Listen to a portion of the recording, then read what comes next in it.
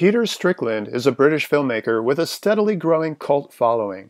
With only 4 features under his belt, he's established himself as one of the UK's preeminent visual stylists. Strickland's 2014 film, The Duke of Burgundy, is a relationship drama with a provocative twist and deserves to be discovered by a much wider audience. It stars Chiara D'Anna and Sidse Babette Knudsen as Evelyn and Cynthia, 2 women living in the countryside during a deliberately ambiguous pre-digital age where English is spoken with a mishmash of European accents. Evelyn is the younger, smaller, and more timid of the 2. She's first shown arriving by bicycle to provide maid service at Cynthia's estate. However, Cynthia treats her less like a servant and more like a slave. When Evelyn's job performance doesn't meet expectations, Cynthia administers a punishment that an actual maid would never tolerate.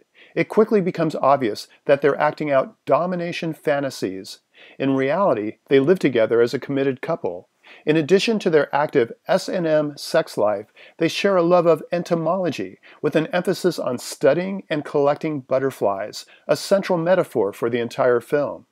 Despite what initially appears to be a finely tuned and loving relationship, conflict arises from Cynthia's festering dissatisfaction, leading to an erotic exploration of one couple's struggle to establish a new equilibrium.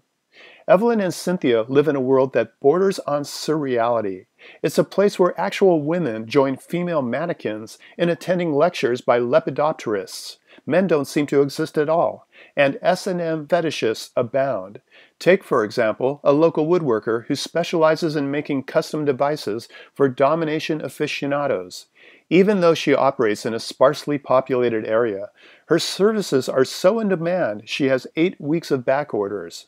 Watching The Duke of Burgundy is a decidedly sensual experience. That's because its sensuality isn't confined to intimate encounters. It permeates virtually every frame. Slightly heightened ambient sounds, cinematography that accentuates the textures of everything from skin to butterfly wings, and an ethereal score written by the alternative pop duo Cat's Eyes combine to create an almost hypnotic sensory experience. Everything works in concert to arouse our senses, beginning with the opening credits where the name of the company that ostensibly supplied perfume is boldly displayed, a clever touch that also establishes the occasionally playful tone. The narrative treats Evelyn and Cynthia's unconventional relationship with respect and empathy, without exploitation or perceivable male gaze, but at the same time there's no shortage of subtle humor derived from the inherent contrivances of their role-playing. A quick note about the title.